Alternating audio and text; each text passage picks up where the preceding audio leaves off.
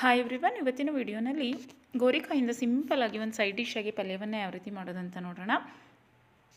ಇದು ಅನ್ನಕ್ಕೆ ಮತ್ತು ತಿಳಿ ಸಾಂಬಾರೆಲ್ಲ ಮಾಡ್ಕೊಳ್ತೀವಿ ಅಲ್ವಾ, ಆ ಟೈಮಲ್ಲೂ ಸಹ ತುಂಬ ಚೆನ್ನಾಗಾಗುತ್ತೆ. ಇಲ್ಲಾಂದರೆ ಚಪಾತಿ ರೊಟ್ಟಿ ಎಲ್ಲದಕ್ಕೂ ಸಹ ಚೆನ್ನಾಗಾಗುತ್ತೆ. ಇಲ್ಲಾಂದರೆ ಸೈಡ್ ಡಿಶ್ ಆಗಿ ಯಾವುದಾದ್ರು ರೈಸ್ ಐಟಮ್ ಜೊತೆಗೂ ಯೂಸ್ ಮಾಡ್ಕೋಬೋದು. ಇಲ್ಲಾಂದರೆ ಮೊಸರನ್ನ ತಿಂತೀವಿ ನೋಡಿ, ಅದಕ್ಕೂ ಸಹ ಸೈಡ್ ಡಿಶ್ ಆಗಿ ತುಂಬ ಚೆನ್ನಾಗಾಗುತ್ತೆ.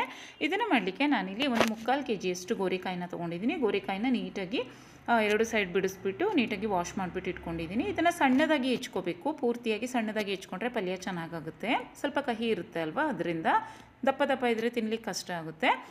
ಈಗ ನಾನು ಫಸ್ಟು ಇದನ್ನು ಕುಕ್ಕರ್ನಲ್ಲಾದರೂ ಬೇಯಿಸ್ಕೊಬೋದು, ಇಲ್ಲಾಂದರೆ ನಾನೊಂದು ಪಾತ್ರೆಯಲ್ಲಿ ಒಂದು ಬಾಣಲಿಗೆ ನೀರು ಹಾಕ್ಬಿಟ್ಟು ಅದನ್ನು ಬೇಯಿಸ್ಕೊತಾ ಇದ್ದೀನಿ. ಮತ್ತು ಇಲ್ಲಿ ಒಂದು 4 ರಿಂದ 5 ಗಂಟೆ ಕಾಲ ನೆನೆಸಿರುವಂತಹ ಕಡಲೆಬೇಳೆಯನ್ನು ಸಹ ಹಾಕ್ಕೊಂಡಿದ್ದೀನಿ. ಮತ್ತು ಉಪ್ಪನ್ನು ಸೇರಿಸ್ಬಿಟ್ಟು ನೀಟಾಗಿ ಒಂದು 10 ನಿಮಿಷ ಬೇಯಿಸ್ಕೊಂಡ್ರೆ ಸಾಕಾಗುತ್ತೆ. ತುಂಬ ಏನು ಬೇಯಿಸೋ ಅವಶ್ಯಕತೆ ಇಲ್ಲ. ನೋಡಿ, ಈ ರೀತಿಯಾಗಿ ನೀರು ಸ್ವಲ್ಪ ಡ್ರೈ ಆಗೋ ತನಕ ಬೇಯಿಸ್ಕೊಂಡ್ರೆ, ಒಂದು ಗ್ಲಾಸಷ್ಟು ನೀರು ಹಾಕ್ಬಿಟ್ಟು ನೀರು ಸ್ವಲ್ಪ ಡ್ರೈ ಆಗೋ ತನಕ ಅದನ್ನು ಬೇಯಿಸ್ಕೊಂಡ್ರೆ ಆಯಿತು. ಇಲ್ಲಾಂದರೆ ಕುಕ್ಕರ್ಗೆ ಹಾಕ್ಬಿಟ್ಟು ಒಂದು ವಿಷಲ್ ಬೇಯಿಸ್ಕೊಂಡ್ರೂ ಸಹ ಚೆನ್ನಾಗಾಗುತ್ತೆ.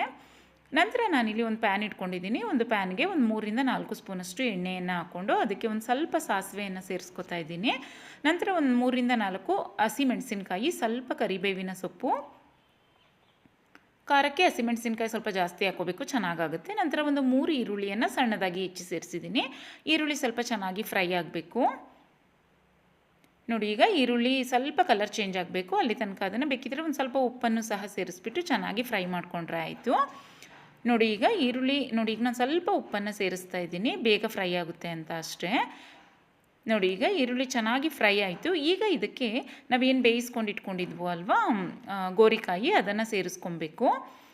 ಆಲ್ರೆಡಿ ಬೆಂದಿರೋದ್ರಿಂದ ಬರೀ ಫ್ರೈ ಮಾಡಿಕೊಂಡ್ರೆ ಆಯಿತು ಅಷ್ಟೇ, ಮತ್ತೇನು ಬೇಯಿಸ್ಕೊಳ್ಳೋ ಅವಶ್ಯಕತೆ ಇಲ್ಲ.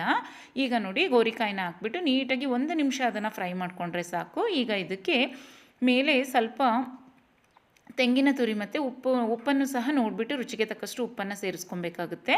ಮೊದಲೇ ಸೇರಿಸಿರ್ತೀವಿ ಉಪ್ಪನ್ನು, ಎಷ್ಟು ಬೇಕೋ ಅಷ್ಟು ನೋಡಿಬಿಟ್ಟು ಸೇರಿಸ್ಕೊಬೇಕು.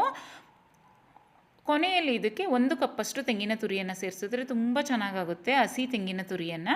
ಮತ್ತು ಮೇಲೆ ಬೇಕಿದ್ರೆ ಸ್ವಲ್ಪ ಕೊತ್ತಂಬರಿ ಸೊಪ್ಪನ್ನು ಹಾಕ್ಕೊಂಡ್ರೂ ಸಹ ಚೆನ್ನಾಗಾಗುತ್ತೆ. ನಾನು ಇದಕ್ಕೆ ಹಸಿ ತೆಂಗಿನ ತುರಿಯನ್ನು ಸೇರಿಸ್ಬಿಟ್ಟು ಅದನ್ನು ಸಹ ಒಂದು ಸ್ವಲ್ಪ ಫ್ರೈ ಮಾಡ್ಕೊತಾ ಇದ್ದೀನಿ ಅಷ್ಟೇ. ಒಂದು ಅರ್ಧ ನಿಮಿಷ ಫ್ರೈ ಮಾಡಿಕೊಂಡ್ರೆ ಸಾಕಾಗುತ್ತೆ. ನೋಡಿ, ಈಗ ರುಚಿಯಾದಂತಹ ಗೋರಿಕಾಯಿ ಪಲ್ಯವನ್ನು ಸಿಂಪಲ್ಲಾಗಿ ಈ ರೀತಿ ಮಾಡಿಕೊಂಡ್ರೆ ಸೈಡ್ ಡಿಶ್ ಆಗಿ ತುಂಬ ಚೆನ್ನಾಗಾಗುತ್ತೆ. ಮತ್ತು ಕಡಲೆಬೇಳೆಯನ್ನು ಅಷ್ಟೇ ನೆನೆಸ್ಬಿಟ್ಟೆ ಹಾಕ್ಕೊಂಡ್ರೆ ತುಂಬ ಚೆನ್ನಾಗಾಗುತ್ತೆ. ಹಾಗೆ ಹಾಕಿದರೆ ಸ್ವಲ್ಪ ರಫ್ ಇರುತ್ತೆ. ಅದರಿಂದ ರೆಸಿಪಿ ಇಷ್ಟ ಆದರೆ ನೀವು ಸಹ ಟ್ರೈ ಮಾಡಿ, ಹಾಗೆ ಬೇರೆಯವ್ರಿಗೂ ಸಹ ಶೇರ್ ಮಾಡಿ, ಹಾಗೆ ಚಾನಲ್ನ ಸಬ್ಸ್ಕ್ರೈಬ್ ಮಾಡ್ಕೊಳ್ಳಿ. Thanks for watching. ಬಾಯ್.